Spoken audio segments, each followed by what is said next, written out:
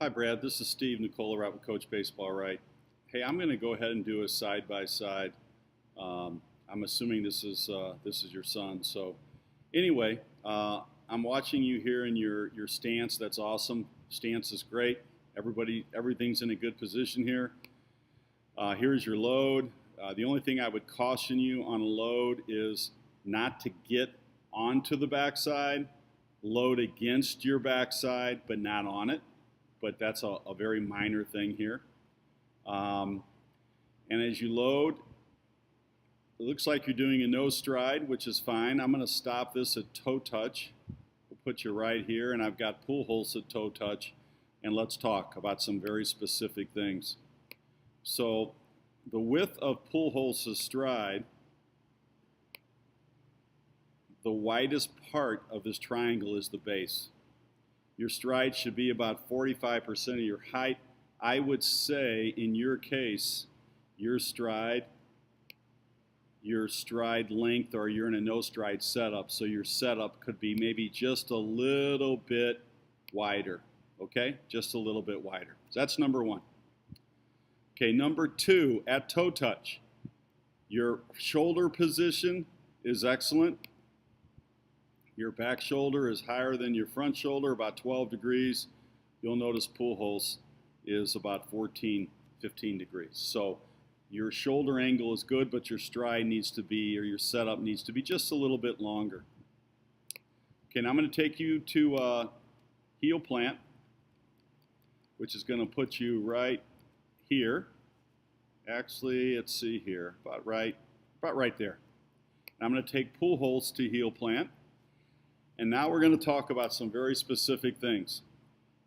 At heel plant, pull holes, front shoulder, while it's not 14, it's still 10 or 11 degrees. It's still lower than the back shoulder. Your front shoulder is already higher than your back. So you're coming out of your package a little soon. At heel plant, that front shoulder still needs to be down. Okay, something else I want to talk about. At heel plant, I can measure torque or separation.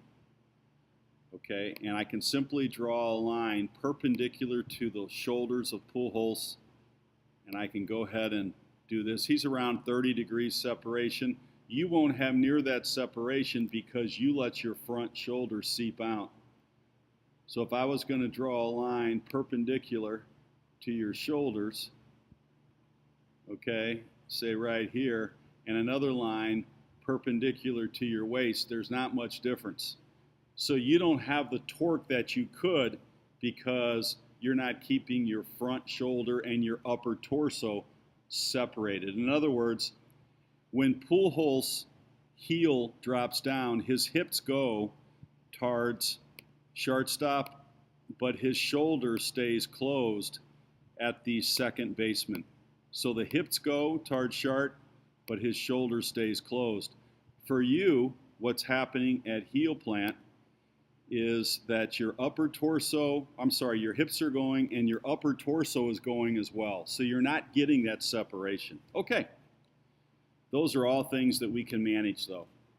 Now, as pull holes continues to go around, if you watch, he drops his bat head, and you can watch as the bat head drops, he does so behind his face. You do a great job with that as well. Okay, you drop the bat head. Okay, your elbows are shifting position, and the bat head is beginning to drop. Excellent job behind your head, so to speak. That's where your momentum of your swing starts, so that's very good. I'm going to get you to the approach position. I'm going to get pull holes to the approach position. Okay, pull holes actually gets level in this position. And then what I want to tell you is I'm watching the back knee go towards the front knee, and I'm watching the back toe, and you're sort of just squishing the bug here. You're not really getting the back knee to the front knee. Now watch pull holes. He goes knee to knee. He goes knee to knee. And as a result of knee to knee, you can see a slight drag with his back foot. Okay, you don't really get that. you sort of rotate on your back foot. So we want to do a little bit better job with that. You did a nice job getting your front leg locked. It only has to be locked someplace right before contact to through contact to the power V position, which is right here.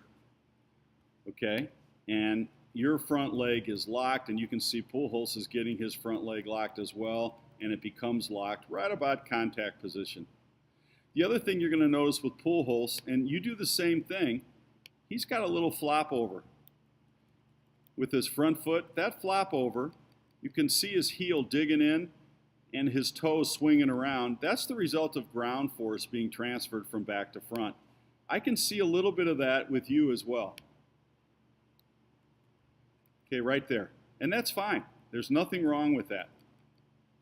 Okay, now to finish this up, the last area I want to talk to you about would be, this is what we call the power V position. So from contact to the power V, notice the relationship of Pujols' elbows. His top hand elbow is below his bottom hand elbow. Okay? Now, I want to show you something. Okay, right here you can see there's a slight difference. Your forearms are pretty much even here. Maybe even your left hand forearm might be on top just a little early. Where Pujols, if you watch him, he's at the power V position, which is the position after contact where the bat points sort of at roughly at the pitcher on a pitch down the middle. His forearms are still kind of wide, and you can see his left forearm clearly on top of his right, and that's not the case for you. This could be slightly rolling over just a little bit. Not a big deal, easily handled. Okay, so let's review just a little bit. A lot of great things here that I'm seeing you do. The areas of slight improvement would be, number one, your stance or your setup should be just a little bit wider, a wider base. At toe touch, you were in a pretty good position, but I asked you to be careful with your load. Load against your backside, don't load on your backside. Number three, the position of your front shoulder to back shoulder at toe touch was very good. Number four, when you dropped your front heel, you let your shoulders fly open a little bit too soon, reducing your torque. So we have to do maybe a little bit better job with that, and I'll give you a drill for that. And number five, I thought you did a good job getting your front leg locked, but we have to get our back knee going knee to knee. And then finally, at the power V position, you might have rolled over just a bit too soon. Again, not a big deal. All in all, I think your swing is really very, very good. So I'm going to go ahead and give you some drills. I'm also going to make sure you have my phone number in case you need to reach me. I'll give it to you right here, area code 314-456-7647. If you need to reach me, I want you to call me. But keep working hard and make sure you let me know how things are going with your swing.